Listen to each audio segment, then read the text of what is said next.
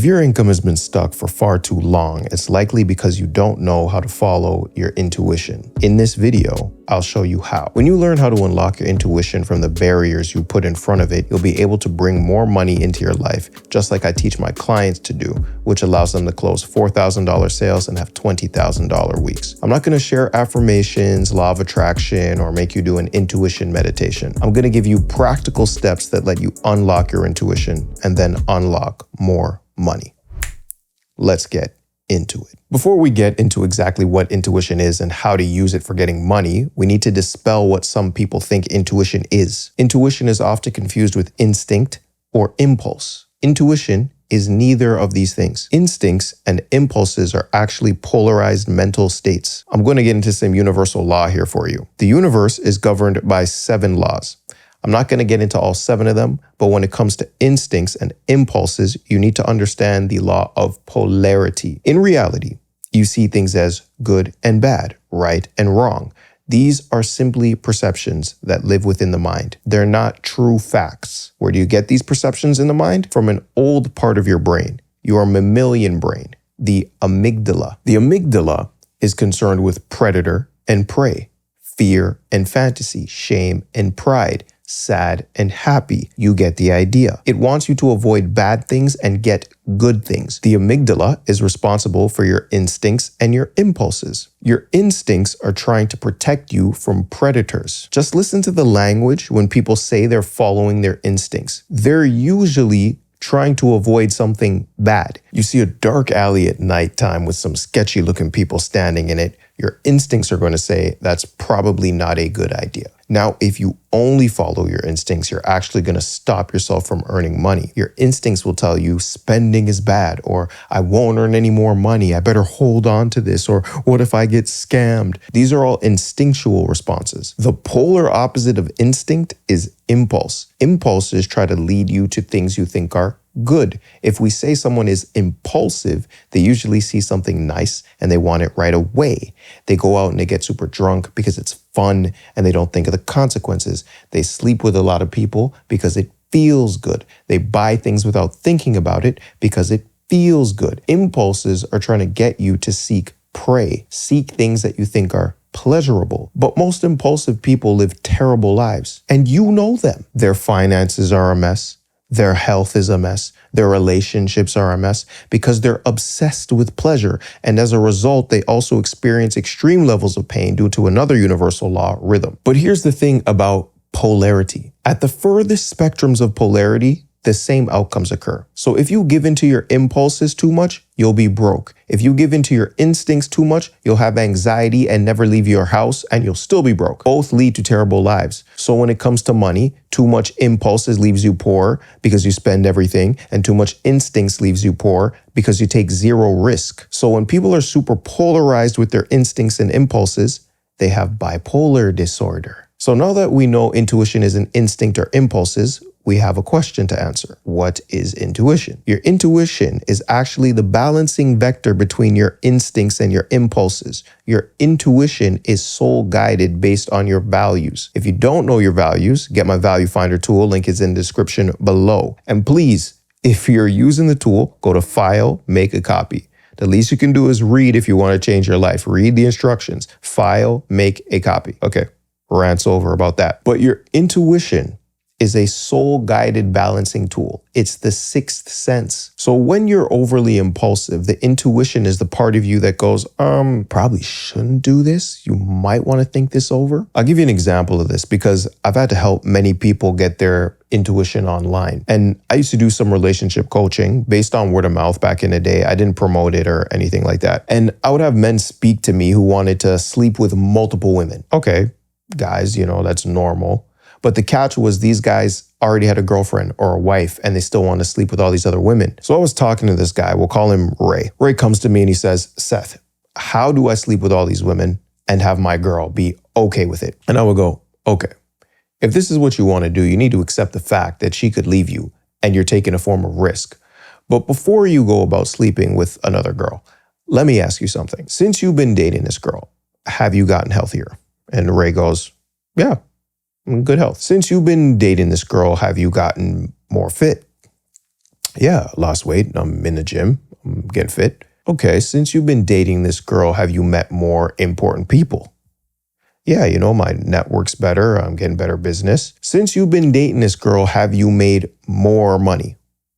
Yeah, I've made more money. Business is going good. Okay, so it's safe to say that although she may not be the exact cause of all of this success you have, she is a net benefit. And Ray goes, yeah, she's a net benefit. So you being a smart and tactical man, do you think it's worth it to lose the net benefit of this woman for a chance at some short-term pleasure? And he goes, well, when you put it like that, I don't really think so. And I'm like, look, I'm not telling you what to do. I'm just showing you some of the downsides that you're not seeing. And then Ray went on to have an even greater relationship, earn more money, and meet more important people. All I did was tone down the impulse he had and helped him activate his intuition. You see, despite what a lot of spiritual people say or metaphysical people say, intuition is not emotional. It's objective. I know everyone else told you intuition has to do with your emotions. It doesn't. Intuition doesn't use the mammalian brain. It uses the forebrain, which gives you foresight. Your intuition knows that if you drink too much,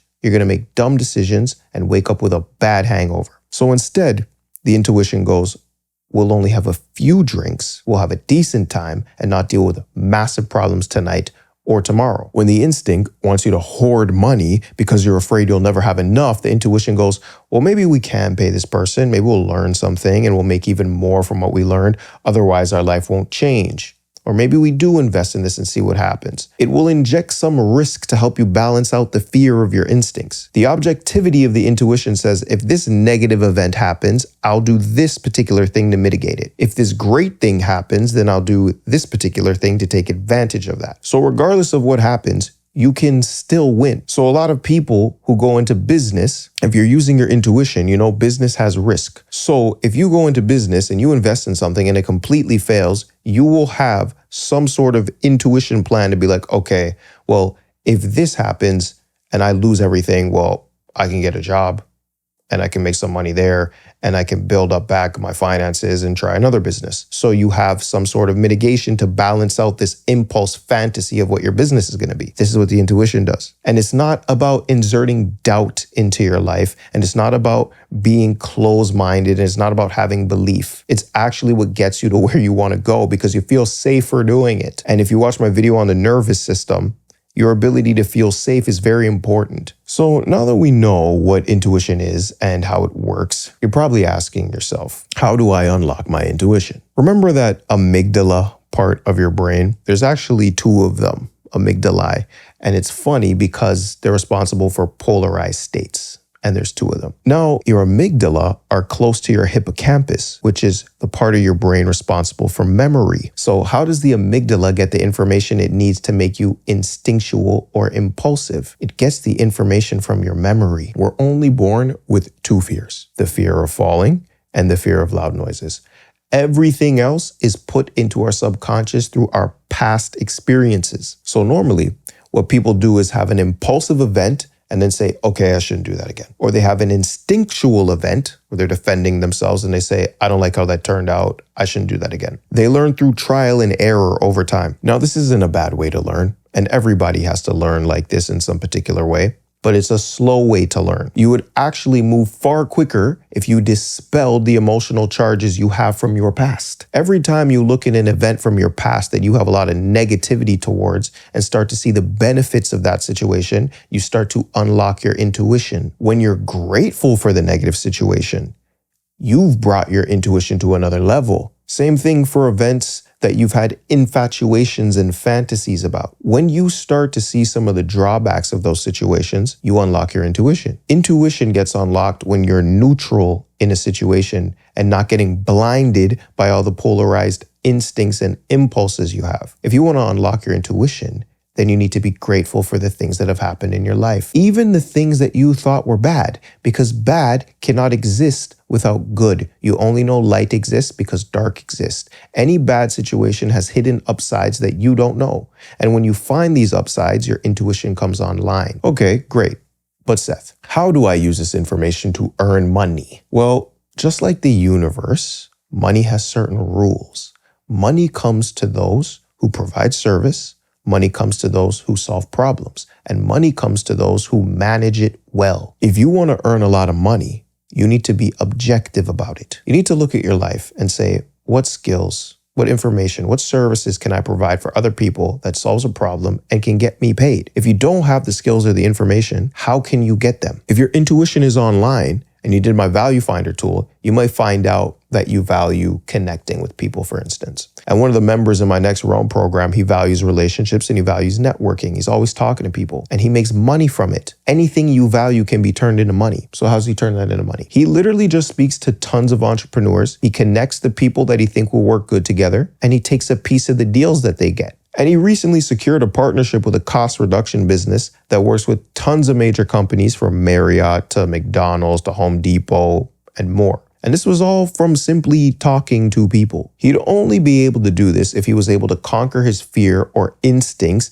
telling him that he isn't in the league of centimillion or even billion-dollar companies. He saw the benefits of him taking action, even the benefits of what would happen if they laughed him out of the building. And this allowed him to balance his instincts and his impulses so he could close deals. Now, when you cancel out your charged emotional states, which all come from subconscious perceptions, from your past, then you can use your intuition to get paid. You'll pay for the coaching from people who are ahead of you. You won't impulsively spend off all of your money on temporary pleasures. You'll spend your money on things that can actually make you more money. Remember, money is attracted to people who can manage it well. In the Bible, Matthew 25:29, for to everyone who has more will be given and he will have abundance. But from the one who does not have, even what he has will be taken away. It's called the Matthew Principle. And it basically means the rich get richer and the poor get poorer because the rich manage money well. Therefore, money is attracted to them. How do you manage money well? With your intuition.